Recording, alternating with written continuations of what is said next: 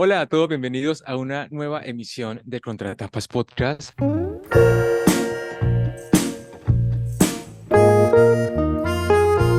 Mi nombre es Yamit Zuluaga y como en todas las oportunidades me acompaña. Florencia Puddington, hola Jam. Hola Flor, ¿cómo va esa tirada de la saga que estamos leyendo? Ay, necesito saber cómo termina, qué pasó con cada una. Sí, igual vamos por partes, ¿no? Estamos leyendo el tercer libro de la saga Dos Amigas de la escritora italiana Elena Ferrante y hoy nos acompaña Oriana Godoy. Ori, muchas gracias de nuevo por aceptar la invitación y bueno, vamos avanzando con la saga. ¿Cómo estás? Te perdiste el programa del segundo libro, pero bueno, vuelves acá, cuéntanos un poco el nombre del libro, así vamos empezando con ideas abstractas de la trama en general y pues muy bien, bienvenidísima de nuevo a este espacio. Hola Florencia, hola Yamit, gracias por la invitación. Bueno, este tercer libro es Las deudas del cuerpo. Y empezando porque me encanta el título, porque realmente las mujeres vivimos, bueno, los seres humanos vivimos totalmente desconectados del cuerpo, vivimos siempre en la mente. Así que cuando vi el título dije, esto promete. Pero es un libro que sí cuesta más, particularmente uno empieza a sufrir mucho por las decisiones adultas que toman estas dos mujeres y a cuestionarlas y a decir, pero ¿por qué esto y por qué aquello? Pero bueno, la vida es un poco así, ¿no? Mucha Sí. contradicción y mucho desorden. De eso se trata en general estos peribetos que ellas van atravesando. Sí, bueno, una cosa era esa, ¿no? Que la traducción al español se nombra como las deudas del cuerpo, pero muy Mm. diferente es el título en italiano, que Flor nos dirá un poco cómo lo leyó, porque lo estás todavía leyendo en italiano, ¿también este tomo, Flor, o Sí, sí, cambiaste de sí. idioma? El libro en italiano se llama Storia di chi fugge e di chi resta, que quiere decir como la historia de quien se queda y de quien escapa. Y es curioso que el cambio sea tan rotundo. Ya habíamos visto que los títulos cambiaban en el anterior, pero en este caso es completamente distinto. En el otro había como un matiz Mm. distinto, pero acá pone el foco en otra cosa. No sé si esa decisión me intriga, si habrá sido discutida, qué relación hay entre las traducciones y la autora, si la autora interviene y por ahí es una cuestión simplemente como poética, de sonoridad, de que le gustó más cómo suena de una manera u otra. Y los dos títulos están buenos para la interpretación de lo que ocurre con los personajes, ¿no? Está bueno. Presenta un código de lectura. Claro, me parece que está bueno, lo discutíamos la vez pasada, como cuál será el personaje que se escapa y el que se queda. Y lo pensábamos como Lila, y Lila es el personaje que se escapa, y efectivamente ocurre lo opuesto, por supuesto, ¿no? Es curiosa la decisión de Lila, porque siempre la vemos como que es el personaje que más va hacia adelante y que tiene como más claro hacia dónde quiere ir y que está más determinada a tomar decisiones, mientras que Lenú es más dubitativa, más incierta, como más temerosa, más insegura, pero en realidad es la que para crecer y para transformarse necesita irse del barrio. En cambio, Lila no necesita eso. Ocurre todo un proceso interno en los dos personajes, pero ella lo logra hacer a partir de, bueno, quedándose en los barrios aledaños, ¿no? No se queda justo en su barrio, aunque sí después regresa. Respecto al título, me parece que el título en italiano propone más la relación de amistad entre ellas dos, ¿no? La historia de la que se va y de la que se queda. Y me parece que este foco me interesa más que la traducción al español, porque cuando hablamos de las deudas del cuerpo es lo que decía Oriana al principio, ¿no? O sea, nos están poniendo en primera instancia la transformación física de los personajes, pero sobre todo su transcurrir. O sea, acá en este libro, Lenú tiene un matrimonio de mierda, pero un matrimonio que podría pensarse como muy convencional. O sea, ella siendo la que está destinada a romper los estereotipos, es la que termina ocupando el rol de la esposa abnegada, por supuesto, en otra clase social, pero cero diferente a la experiencia que viven las mujeres de su barrio. Y eso es interesante. Cuando Lila le pasa lo contrario, cuando sale esa estructura del matrimonio, su cuerpo se deteriora de una forma terrible, ¿no? Por el exceso del trabajo, por las dificultades. Y de pronto, claro, me interesa más la lectura de las amigas que esta cuestión del cuerpo, aunque para cierto público, imagino latinoamericano, sí es mucho más llamativo es muy evocador. encontrar. Muy evocador porque como, claro, o sea, yo me imagino, la gente va a la librería y si lee la que se queda y la que se va, tiene que haber seguido los libros previos como para entender un poco qué le están proponiendo. Mientras que si de pronto agarra el tercer libro en la librería o lo ve en internet y ve Las deudas del cuerpo y dice, ¿qué es esto? Busca y se entera que es una saga y bueno, todo el marketing, me imagino. Puede tener más gancho. Las deudas del cuerpo no es un título que solo pesa en Lila, ¿no? Porque también habla del transcurrir de Lenú, que atraviesa 2 embarazos, que ella tiene como una relación particular con su cuerpo. Me encanta una reflexión en un momento que dice, el matrimonio mata la sexualidad, y hay algo de eso, de sentirse linda o sentirse deseada por otros hombres. Y bueno, y cómo atraviesa ella esas transformaciones en el cuerpo, cómo también le impactan en la forma en la que se ve a sí misma. También recuperar la sexualidad también tiene implicancias en su autoestima. Sí, voy a empezar con una propuesta de preguntar ciertos ejes y vamos desarrollándolos, porque tiene mucho de posición este libro, ¿no? ¿Estás de acuerdo o no con las decisiones de Lenú? ¿Te parece que está bien? Que no, no? Hay como ya como una madurez o una adultez en donde las consecuencias de los actos les pesan de forma profunda. Y la primera pregunta es la comparación entre el matrimonio de Lenú y el matrimonio de Lila. Porque, por ejemplo, los dos hombres que son Stefano y que son Pietro, o sea, son muy diferentes, pero tienen en común que posicionan a la mujer como una cuestión de servilismo, de que su rol es ese, y aunque reconocen cierta capacidad, bueno, en Lila es mucho más obvia la capacidad intelectual porque hace que el dinero a Stefano se le multiplique en el negocio en el que ella esté. O sea, hay un valor aledaño además de su posición como esposa. En cambio, en Pietro no, en Pietro tiene o sea, el resultado económico como ya más establecido, y Lenú le pasa lo contrario, o sea, no puede mantener su valor en el que ya venía, viste, una escritora prominente, un potencial y el tipo la por debajo, usted como que un poco la lleva abajo, como que no entiende que ella pueda ser profesora, o le parece que lo que escribe son superficialidades. O sea, ¿cómo comparan ustedes los dos matrimonios y cuál sería como el elemento más dramático o más drástico en el que nos podemos centrar para entender que igual los dos se van a terminar? O sea, son matrimonios que están destinados al fracaso porque lo vivimos así y eventualmente terminan los dos, que es también la otra cosa en común, que no hay forma, ¿no? ¿Sabes qué me gusta? Me gusta eso porque hasta qué punto uno romantiza lo intelectual. Hasta qué punto uno dice, no, es que el intelectual tiene un lado más humano desarrollado, una conciencia, un entendimiento.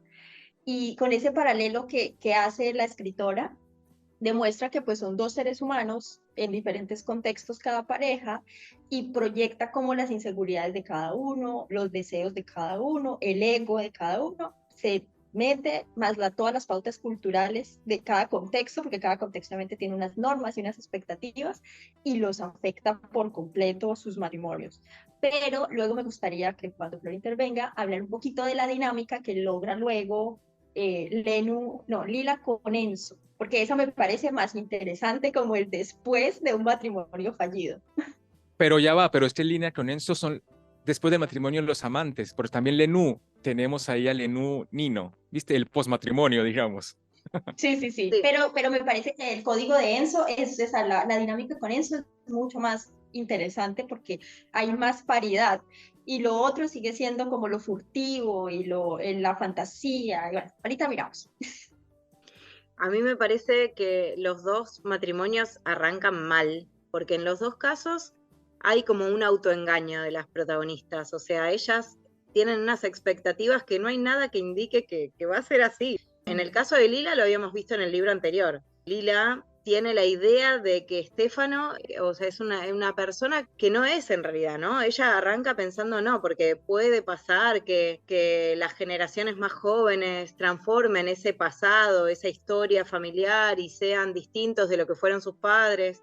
Se construye toda esta narrativa basada en la nada, no sé, en las mentiras de Stefano, en lo que ella cree ver, en lo que le conviene creer también para meterse en esa. Y me parece que ese autoengaño hace bueno, que sea una relación que no tiene ni pies ni cabeza, más allá del machismo de Stefano, ella no lo quiere. Se da cuenta a los 2 minutos de casada que cometió un grave error. Y desde de ahí no se puede salir, porque digamos, si hubiera una semilla de romance, qué sé yo, si hubiera algo a partir de lo cual vale la pena sostener un matrimonio, podría pensarse, bueno, después Estefano es tremendo, es brutal, no tiene ningún problema de molerla a golpes, y además la violencia verbal también es cruel, es dramática. En el caso de Lenú pasa un poco lo mismo, pero obviamente atravesado por otra educación, Pietro no llega a ese nivel tan salvaje y brutal. Lo que no quiere decir que no la por debaje, como vos decís, Yamid. La relación está mal parida. Lenú no lo quiere, se casa con él por admiración, por...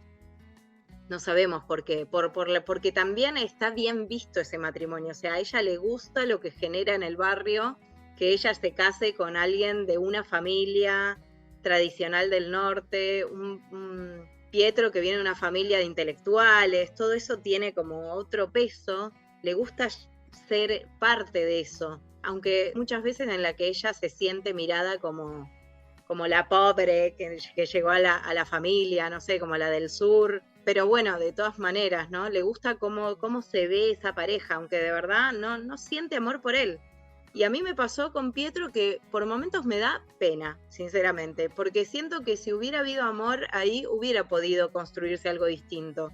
Siento que me parece que Pietro está atravesado por todo el machismo y demás, pero hubiera sido más permeable a transformaciones. De hecho, él interviene en las actividades hogareñas, hace cosas que Estefano en la vida hubiera hecho, ponerse a cocinar, a lavar, no sé, ocuparse de las hijas. Hay dos momentos donde, por ejemplo, él llega tarde, que nunca lo hacía Pietro, llega tarde porque había bebido y ella como que se asusta porque pues no era la dinámica, él no llegaba tan tarde y él en su estado así alcoholizado le dice eso, tú nunca me quisiste. Y se vuelve ese elefante en la sala donde ya todos son plenamente conscientes e informados que pues ahí nunca hubo amor. Pero ella en otro momento también hace eso de él me podría querer si yo demostraba mi nulidad. O sea, eso es tan fuerte. O sea, yo esas frases siempre que las oigo digo, porque eso pasa, ¿no? Sí, y pasa en muchas dinámicas de muchas parejas, no en todas, claro está. Pero yo digo, wow, o sea, se hacen mucho daño, se hicieron mucho daño ambos. Hasta el final se van a hacer un daño terrible. Totalmente. Sí, y hay una cosa también con los estereotipos, ¿no? El estereotipo, para mí Pietro es el señor Bovary. O sea, es un tipo abocado a su individualismo, a su trabajo, ¿viste? Lo demás gira en torno a él. Hay como una cosa egocéntrica en la que tal es su problema interior mental que no tiene ninguna relación sana, porque también se la pasa de las greñas con la madre. Hay un amor-odio ahí que es muy explícito, porque en un punto no la soporta y ella un poco lo trata como el peor de los hijos, ¿no? Como el hijo menos algo. Menos brillante. Y él tiene esa dualidad, en un momento la desprecia y le echa la culpa por toda su vida, ¿no? Muy burgués eso de que culpar a los padres hasta el fin de la muerte, pero por otro momento la necesita y va y la busca desesperadamente, ¿no? Entonces no termina de ser un niño que no crece, mismo caso de Estefano, cuya madre es la única y verdadera y gran y posible mujer valiosa. Tanto así que hay una escena, ¿no? Esa escena en la que Lenú vuelve a Nápoles y descubre que su hermana menor está enrolada con uno de los mafiositos de los Solara y tiene que ir a cenar y es el cumpleaños de la madre, o sea, de la señora Solara, la usurera, al que todo el mundo le tiene miedo, que es como la cabeza de la mafia ahí en el barrio. Y la señora es tratada tal cual, ¿no? Como una reina entre las reinas, que tiene el mismo poder que la madre de Pietro. O sea, hay un montón de similitudes entre las dos vidas que, más allá de que sean intencionales, es como la réplica de la sociedad en diferentes escalas, en diferentes lugares, en diferentes posiciones sociales. Bueno, yo lo leí un poco así, ¿no? Siempre está el loquito, siempre está el rebelde, siempre está el izquierdista, siempre está el fascista, no sé, ¿no? Como que somos humanos y se replica siempre en todas partes, lo mismo. Sí, puede ser. No sé si es tan así, tan estereotipado, tan marcado, pero sí es cierto que eso tiene más que ver con la organización familiar, que es muy vertical, ¿no? Y que muy tanguero también. Acá también, como que siempre se dice que en el tango las mujeres o son putas o son la mamá que hay que bendecida por la vida, ¿viste? Y acá pasa eso también, ¿no? La madre tiene ese lugar, sobre todo que, por ejemplo, en el caso de los Solara, el padre se murió, entonces la madre quedó como matriarca todopoderosa, y los hijos que ya son grandes, son cuarentones, y que son quienes siguen ese negocio de usura, o de, bueno, todos los negocios que tienen los Solara, que es todo siempre atravesado por como una cosa muy oscura, muy turbia, muy de presionar y hostigar y a los golpes, ¿no? Imponiéndose, ganan un lugar en el barrio y que de esa manera también se imponen sobre los demás y meten miedo y respeto, ¿no? Y esta cosa medio del padrone muy, muy tradicional de la mafia también. Pero la madre ocupa ese lugar como de autoridad indiscutida y después más adelante en la novela también muere la madre y es un dramón. Y un alivio para otros. Sí, bueno, veremos, porque justo pasa al final, entonces no sabemos cómo sigue eso, ¿no? Pero que cómo cambiará, si es que cambia algo en la familia Solara o si siguen siendo lo mismo de siempre. Pero volviendo a Pietro, me parece que es un personaje que podría haber sido más permeable. Ella dice que cuando me enojo, hay mucha, no es una dinámica de poder en la que haya, digamos, él siempre esté arriba de ella, digamos, ¿no? Me parece. Hay muchos momentos en los que ella dice como, no, cuando me enojo le pego 3 gritos y el pibe entonces hace lo que yo digo. Y hay como, es raro, ¿no? La relación. Para mí lo que falta ahí es amor para poder construir algo, ¿no? Porque también esas transformaciones vienen de la negociación entre las partes, ¿no? Ella también podría haber sido más comunicativa, decirle, che, no me gusta que por debajé lo que hago yo, digamos, falta toda esa pata de comunicativa, ¿no? Ahí entran en juego también todas las tradiciones culturales. Cuando la madre va a ayudarla a Lenú, no le dice como, che, qué mal, Pietro, que no te da espacio para que vos puedas hacer tus cosas. Le dice como, no puede ser que se deje tratar así por vos, ¿no? O sea, está todo, de nuevo, una tradición de sometimiento, de cuál es el lugar de la mujer, que le pasa lo mismo, o le había pasado en el libro anterior, lo mismo a Lila, cuando están en las vacaciones y la madre le dice, ¿qué libertad querés vos? Vos estás casada, vos no tenés más libertad, vos tenés que tener hijos, pero le dice sobre todo eso, ¿qué libertad? ¿De qué estás hablando? Entonces, bueno, creo que esas tradiciones pesan también en los dos personajes. No, y hasta qué punto ambos son personas desdibujadas, porque Pietro y Lelu son personas muy inseguras, ambos. Y hasta qué punto, por ejemplo, ella disfrutaba por una larga temporada que la suegra le dijera cómo ser, cómo vestirse, qué hacer, a dónde ir, porque desde esa inseguridad que ella en algún punto de este tercer libro reconoce, que a mí me hizo boom, porque ella dice, pues yo nunca he sabido bien qué quiero, nunca he tenido un camino propio, ya que sabemos que su camino viene dictado por la amiga, y desde ahí cómo construir una relación, ¿no? O sea, si yo estoy tan desdibujada, pues ¿cómo?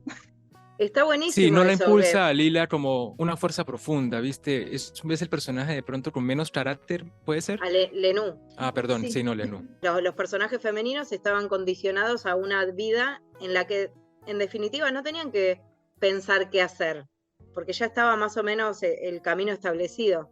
Las decisiones de Lila y Lenú las ponen en otro lugar, pero también hay que hacerse cargo de esas decisiones. De golpe, bueno, eso, asumir que estás tomando las riendas de tu propia vida y que estás tomando decisiones por tu cuenta, que ya no vas a depender de otro que te diga qué hacer o de una tradición en la que, bueno, ya ocupás cierto lugar, sino que, bueno, que te tenés que hacer responsable y eso también implica cierto vértigo para los personajes. No hay un camino marcado, Sí. tengo que yo dibujármelo. ¿Podemos, por favor, hablar de Nino y lo mal que nos trae? Por varias razones. No solamente porque parece ser el personaje más progresista del principio, sino que termina siendo un montón de lo mismo. Tiene un hijo del que no se hace responsable, tiene otro del que no se hace responsable. Un poco también ubica a las mujeres en otro nivel y él está encima no solo de las mujeres, sino de todo el mundo. Seduce a Lenú, aunque ella también quiere ser seducida por él. No encontré ningún tipo de defensa en este libro para ese chico, porque también se vende aparentemente como el superado, y superado las bolas, o sea, hace mucho daño en muchos aspectos. Sí, Nino es un paquete chileno.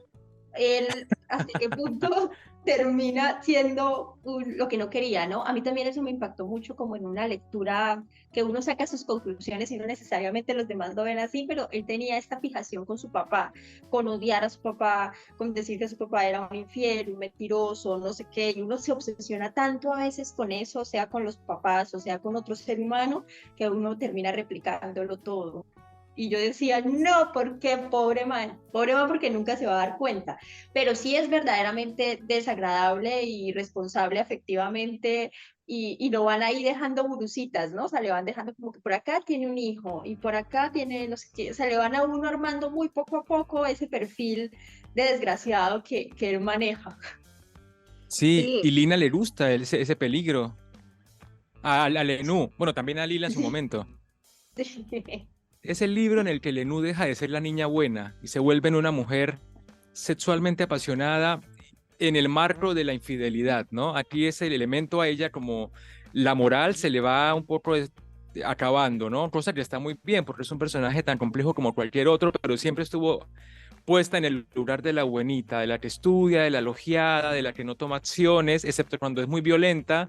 igual lo que estás contando son los últimos 10 capítulos del libro. Me gustó el desarrollo del personaje de Lenú, que si bien es un aburrimiento su vida, aunque también como que uno dice, bueno, la vida de casado, qué sé yo, tiene muchas rutinas la vida de casado. Lo que me gusta es que desarma un montón de presupuestos que ella daba por fijos, ¿no? O sea, ella tenía una mirada como muy tajante en su juventud.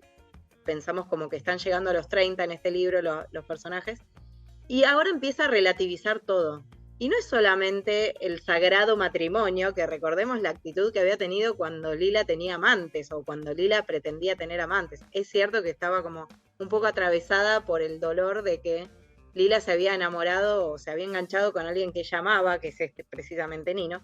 Pero también es cierto que ella era como, pero va a romper los votos del sagrado matrimonio. Y ahora tiene como una actitud en la que ni se lo cuestiona. O sea, no, nunca dice, che, estoy casada, esto no se hace. Y antes de Nino, por aburrimiento, tiene otros amoríos, coquetea con las personas que vienen a almorzar con Pietro, o sea, digamos, tiene un montón de gestos en donde, en ese, primero por aburrimiento, después por amor, ¿no? Porque con Nino hay una cosa más genuina, pero en ningún momento dice, che, esto está mal, o sea, me mata, ¿no? Pero sí, bueno, rompe con esa cosa tan tajante, con esa mirada tan tajante sobre la moral y empieza a cuestionársela. Pero no es la única cosa que se cuestiona. También la maternidad, cuando ella todavía no es madre y ve la maternidad en otras, desea eso un poco, imagina una cosa demasiado romántica de lo que es tener un hijo, de acunarlo, cuidarlo, qué sé yo. Cuando le toca la maternidad, bueno, Lila tiene tienen esa conversación medio venenosa, donde le dice, ahora no sabes en la que te metiste, no vas a tener más vida. Y bueno, y efectivamente se encuentra con algo que no le, bueno, que no le gusta del todo. No sé, no voy a decir que no le gusta, pero bueno, que es un desafío para ella. Así que ahí también. Y el otro que me llamó mucho la atención también cuando lo leí, que tiene más que ver con su formación intelectual y con todas estas ideas, ¿no? Recordemos que estamos en las décadas del 60-70, Mayo francés, Revolución cubana, comunismo, anticomunismo, fascismo, nazismo, hay todas unas corrientes de ideas que están deambulando. Ella en toda su formación siempre no militó abiertamente, pero sí, digamos, acompañó sin entender del todo, pero bueno, acompañó estas ideas de izquierda y ahora empieza a también tomar distancia de eso, ¿no? Como diciendo, bueno, estas revoluciones a dónde nos llevan. También sobre todo porque que empieza a quedar claro que los intelectuales y los trabajadores a quienes esta ideología debería defender son como dos grupos separados. Esa intelectualidad no tiene nada que ver con los problemas de sindicato o con los problemas de los trabajadores que sobre todo vemos plasmados en la vida laboral de Lila, pero que ella sigue muy de cerca. Entonces también empieza a tener una distancia con respecto a esas ideas, o por lo menos una mirada más escéptica, sin dejar de creer del todo, pero por lo menos cuestionarse qué alcances hay o qué alcances tienen estas ideas sobre la vida concreta de los trabajadores, en qué sentido de verdad resuelven ciertos problemas. Entonces me gustó esa transformación, me gustó que se vuelva un personaje más maduro y más escéptico en general. No tan, ay, lo lindo y lo feo, ¿no? No tan, bueno, en ese sentido como tan drástico, sino como, bueno, como con más matices. Sí, un revoltijo. Pero hasta qué punto ella, cuando empieza a participar de todo el movimiento y va y se reencuentra con el exnovio que tuvo en la universidad, que es un líder de toda esa temática, y la cuñada, María Rosa, que también está súper metida en todo ese mundo, ella primero lo hace como con Nino para ella sentirse viva, ¿no? O sea, todos son como estrategias pues, para ella salir de esa dinámica familiar y de ella misma incluso. Pero luego me sorprende que ella tiene esta fijación, su estándar, por ejemplo, de autenticidad, de valentía, de inteligencia, siempre es Lila. Entonces en algún punto ella se decepciona y dice, no, pero es que María Rosa es muy como yo, leemos, leemos, leemos, repetimos, repetimos, repetimos, pero no nos apropiamos de eso. O sea, llega un punto donde la única que he visto que puede hacer eso es Lila. Y yo decía, es muy fregado porque ella en todo la busca y en todo está como esa fijación y al final nada la llena. O sea, en todas sus decisiones de fondo está ella. Y yo decía, no, pobre mujer. Sí, totalmente. A mí, bueno, ya que pasamos al tema político, varias cosas se me ocurrieron muy interesantes porque son muy relevantes. O sea, hoy tiene mucho que ver con el Mayo francés y con toda la cuestión, ¿no?, de las globalizaciones en ese momento, pero hoy son las mismas formas de ver el mundo. Por ejemplo, ¿no?, esta cuestión intelectual de los que quieren la revolución como una meta fantasiosa, como una idea abstracta, que un poco es lo que pone en contraposición Lila, porque Lila está en la fábrica trabajando como una mula y de repente tiene una escena en la que un poco se empieza a enfrentar con los jefes y la usan, o sea, la usa la hija de la Galeani con el otro, porque sus palabras en una reunión comunista, digamos, sobre la realidad de la fábrica, deja tan impresionados a todos los que están ahí años pensando en el comunismo y en el socialismo y en el fascismo, y una mina trabajadora que nunca jamás le interesó la política, les da un discurso que los impacta, al otro día lo imprimen y a ella le generan un montón de problemas. Y luego cuando ella va a pelear y dice, pero che, o sea, ¿por qué me hacen esto? A menos me hubieran preguntado. Los demás la embolatan en esto de, no, pero la causa mayor, pero debes entender que todos somos herramientas para la gran revolución. O sea, hay un rompimiento y una cosa muy interesante entre el burgués que no pone en juego nada de su propia existencia, pero le parece que todo mundo debería ponerse a militar, y el obrero que si se pone a militar pone en riesgo su existencia y su calidad de vida puede empeorar indefinidamente. Y también pasa arriba donde está viviendo Lenú. Ella siente afiliación por las ideas socialistas, la impresionan, está de acuerdo, pero entiende que toda la gente que habla de eso en sus grupos es gente muy snob, que de ahí a poner el cuerpo, mire, pura charla en la que en todo caso las mujeres tampoco participan. Hay una escena en la que está ella y la madre del hijo de Nino, hay como 4 y ella descubre que está muy embolada porque las mujeres no se atreven a emitir opiniones y los hombres tampoco las incluyen en la conversación. Es una cosa entre hombres hablando de política, ¿no?, y de resolver el mundo. Y tienes a la otra con el hijo, que no lo puede calmar. Y cuando ella interviene, sí le prestan atención.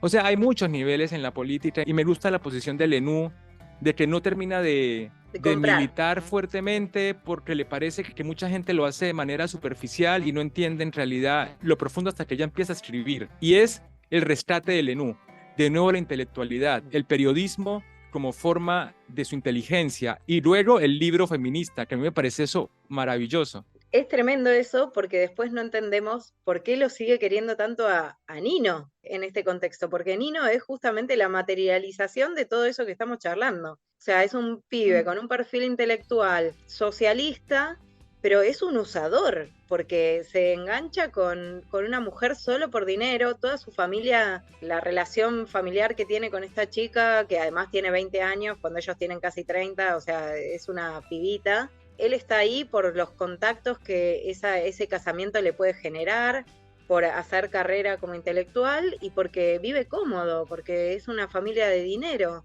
Y entonces se transforma muy fácilmente en lo que tanto se cuestiona, ¿no? O sea, un intelectual que no tiene nada que ver con la vida socialista que promulga, ¿no? Es impresionante eso, porque ese personaje es tan hipócrita. Toda su vida es una mentira. Y el libro, cuando termina, uno puede sospechar, intuir que eso va a terminar muy mal. Abandonar todo por un amor que bueno, que no es honesto. Pero fíjense que en un punto, cuando él la defiende en los primeros capítulos, que ella está presentando su libro y un señor pues le da una retroalimentación de que no le gusta su libro y ella pues siempre temerosa, ¿no? De que alguien le diga que ella no es buena y él la defiende, Nino, en esa librería, ella ahí su primera lectura de lo que ella siente por él es eso, él siempre ha sido como ese deseo infantil y cómo al final siempre su driver o lo que la va a conducir es ese deseo infantil, nunca va a haber nada más, pero ella lo sabía, obviamente, pero pues luego se va a hacer de la vista gorda, pero ella lo sabe. Y Nino es un salamero, o sea, viste, ese es el asunto, Profesional. totalmente. Y con todas, porque ella en un punto se plantea, pero este a todas les dice lo mismo, con todas hace la misma, como el padre, o sea, hay también hay una cosa ahí muy enfermiza. Pero tal cual. Y yo pasaría como a un último tema para hablar un poco de dos cosas, ¿no? De la sexualidad. A mí me impresionó muchísimo ese discurso, esa llamada entre Lenú y Lila, en el que ella le dice, pero para mí la penetración es utilitario para el hombre, ¿viste? Yo nunca he tenido sexo, es disfrutable, nunca lo he disfrutado, nunca le he pasado bien, porque Lenú comete el error de no acostarse con Pietro antes. Y el primer garche es terrible y no mejora, ¿viste? O sea, como ella, que es como la más proclive a tener sexo antes del matrimonio, la que ya lo venía haciendo, de repente con el que debía hacerlo, no lo hace, ¿no? Como pensando en que era el hombre destinado a ser su marido por el resto de la vida y que todo le iba a hacer bien, comete como ese pequeño error. Y Lila directamente lo especifica y tanto así que transforma su vida. Y ahí vamos también a hablar sexualidad y cómo entra Enzo, ¿no? Un hombre que realmente, honesto y sinceramente, no le está pidiendo a Lila nada a cambio. Y eso ya modifica cualquier relación que podamos encontrar en el libro. El chabón no solo se pone como un igual, sino que entiende el valor que Lila le aporta a su vida, porque la mina viste, es una inteligencia abrumadora. Aprende ella, aprende él. O sea, es ese nexo, ¿no? Y que ella en un punto se plantea coger con él solamente porque siente miedo de que él la vaya a dejar, como que tiene ese desliz y le dice, no sé, acostémonos como quieras, viste, como que hazme tuya, como que aquí estoy. Pero ella sabe que la sexualidad para ella no es ningún tipo de estimulante ni de motivación y parte de eso son los hombres. Sí, yo pienso que la pobre de Lenu, ella pues toma esa decisión con Pietro porque pues obviamente ya se iba a casar, entonces, ¿cómo me ven los demás? Entonces, no, pues no puedo tener sexo antes del matrimonio porque es un matrimonio real, católico, ta, ta, ta, ta. Pero hasta qué punto uno pues vive así la sexualidad cuando es muy joven, ¿no? O sea, cuando es muy joven uno dice como que, bueno, ¿y esto qué implica? Y volvía que me gustaba, por eso la versión del título en español. La desconexión del cuerpo es total, o sea, uno no tiene idea del placer, porque el placer habita mucho en el cuerpo y uno está en la cabeza, en las normas, en las reglas y en toda esa parte. Hay un fragmento del libro que me gusta mucho, que es cuando Gigliola describe como lo que Michelle siempre ha sentido por Lila, ¿no? Y cómo describe que me parece muy poderoso porque aunque es algo, ¿cómo decirlo?, platónico, él decía que, o sea, me gusta ella, me gusta cómo piensa, quisiera verla envejecer, quisiera, solo por el hecho de compartir el espacio con ella, de tener una conversación con ella, y pues obviamente él estaba entrenado para solamente las mujeres al servicio de su placer y chao, o sea, no eres un humano. Entonces, todo ese cruce de elementos todavía persiste, o sea, no siento que la verdad sea algo que haya cambiado demasiado, es una búsqueda para cada quien, pero sí pasa mucho que uno se encuentra con gente que solo le interesa su placer y no va a haber una conexión y no va a haber un desarrollo ni esto va a mejorar y es tenaz, o sea, esa lectura social siempre pesa mucho. A mí me parece muy terrible la situación de Lila, porque Lila canceló el deseo. La sexualidad y el erotismo y todo el deseo sexual está borrado completamente de su vida. Y ella es consciente de eso. Y me da a pensar, pasa también otra situación, que es una conversación que tiene Nino con Lenú, en la que Nino le dice que era mala ella en el sexo. Y no queda muy claro qué quiso decir. O sea, la sexualidad de Lina se basa en esas dos experiencias, ¿no? La que tuvo con Estefano, por lo que conocemos nosotros, y la que tuvo con Nino. Y evidentemente yo me imagino, ¿no? Es por ahí una interpretación demasiado abierta, pero esos primeros encuentros con Estefano sexuales fueron tan violentos, tan agresivos, que prácticamente eran violaciones, que evidentemente te generó un trauma en Lila que hizo que nunca vea la sexualidad como algo placentero, como algo que puede ser también para la mujer placentero.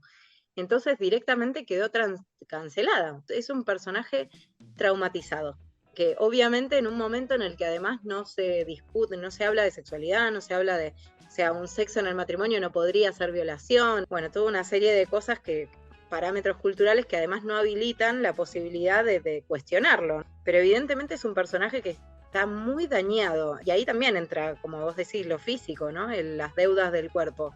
Es una persona que directamente se anuló la posibilidad del placer sexual. Ya está completamente borrado del mapa de posibilidades. Y Enzo, bueno, lo hemos charlado la vez pasada, sí, es un personaje que es el gran compañero, ¿no? El personaje que reconoce las posibilidades, las habilidades, las destrezas de Lila, la quiere en su totalidad y la respeta profundamente, que eso es algo que no vimos en ningún otro personaje masculino, por lo menos, ¿no? Esto de querer con respeto es algo que no, bueno, que no logran entender.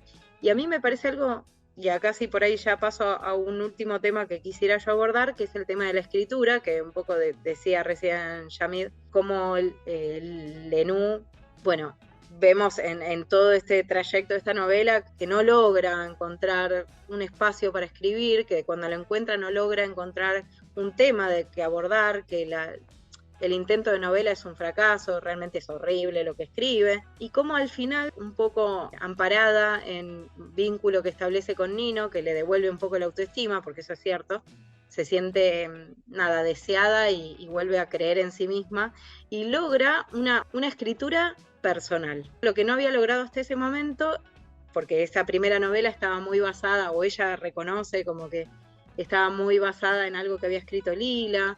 También sus trabajos como periodista estaban como medio amparados en las experiencias de Lila como obrera.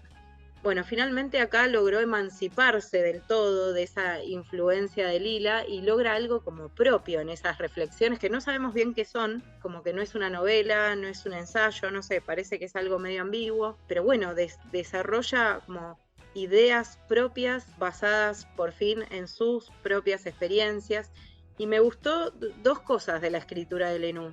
Por un lado, vuelvo como a unas ideas que leí en la entrevista que le hicieron a Elena Ferrante, en donde ella dice que la escritura de ninguna manera es una vía de escape. La escritura es siempre revolver mierda. Y es muy interesante que pase eso porque las dos novelas de Lenú un poco son revolver mierda. Analizar la condición de la mujer en ese contexto es un poco revolver mierda. Y la primera novela me encanta porque hay una gran negación en Lenú. Lenú nunca termina de entender el peso de su obra. Por ejemplo, Gigliola, que es un personaje que no es una lectora, pero me pareció impactante que se sintiera identificada con el personaje femenino que atraviesa también una situación de abuso y que le diga, tu libro está buenísimo porque entiende bien cuál es nuestro lugar. Y es algo de lo que Lenú no se hace cargo, o sea, ella escribe medio a tontas y locas un libro que se publica, que tiene éxito, pero ella no logra entender que está mostrando una realidad que es muy empática con el lugar de la mujer en esos contextos y que todas las mujeres se sienten identificadas con ese personaje y ese es el valor de su obra y ella no sé, no lo entiende, creo, ¿no? Sí, hasta qué punto ella, como se va liberando poco a poco, sin dejar de ser ella, pero dentro de sus posibilidades ella se va liberando, hasta qué punto eso es lo que le permite precisamente encontrar su voz, ¿no? Porque cuando María Rosa, por ejemplo, le dice, no, yo estoy investigando, me dedico a investigar cómo los hombres han creado toda la imagen y la existencia de las mujeres, desde su visión, no sé qué, ella como que ahí se lee un destello, ¿no? Una semilla, pero ya luego ella desde sus experiencias, como todo lo que hemos mencionado, que la infidelidad, que ya va a decir que el matrimonio pues no funciona, desde esa liberación es que ella se abre camino a encontrar ese tema y a empezar a ver fruto de algo de ese esfuerzo que ella quiere al escribir. Me impresiona mucho también su escritura y sobre todo lo academicista. qué es lo que ella puede aportar que no puede aportar Lila, ¿no? Ella habla del Génesis, estudia textos clásicos, o sea, hay también una cuestión, como tú decías, Flor, emancipadora en cuanto ella empieza a encontrar su camino. Y podríamos hablar de muchísimos más temas, pero se nos va la hora, se nos va el día y yo creo que si no tenemos, yo ya no puedo hablar de más, solamente esperar a ver qué pasa con Lila y por qué desapareció y por qué nadie la encuentra desde hace 3 libros, pero ha sido realmente muy satisfactorio encontrarse a una autora en el que a uno le provoque seguir leyendo todo el tiempo. Es muy difícil parar de leer, ¿no? Cosa que no me pasaba de Patti Smith hace algunos años.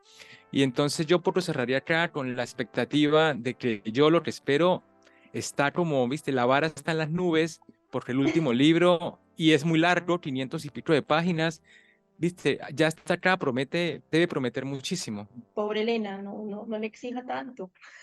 Vaya leyendo pasito Fue a su paso. culpa, no fue la mía, ella fue la que me ofreció esto, yo compré. Sí, perfecto. Yo también me quedo con ese mal sabor de boca que te deja en los últimos 10 capítulos cuando la ves a Lenú como involucionando, ¿no? Como volviendo a este fervor medio adolescente, juvenil, desesperada por dejar todo por un amorcito de verano, ¿no? Me desespera un poco esas decisiones que está tomando así medio intempestivamente. Pero bueno, ¿a dónde la llevará la vida? Sí. También es cierto que ese matrimonio ya no daba para más. Por ahí, en ese sentido, está bien que se haya animado a dejarlo. Y también me intriga qué pasará, qué pensarán las feministas, porque abandonó todo, abandonó a las hijas, dejó todo, no le importó nada para correr atrás de otro señor. De un Pero polvo, bueno, de un buen polvo. Así que nada, a todos, muchísimas gracias por escucharnos y muchísimas gracias por el tiempo y la disposición. Siempre un placer estar con ustedes hablando de libros y nos vemos la próxima. Chao, chao.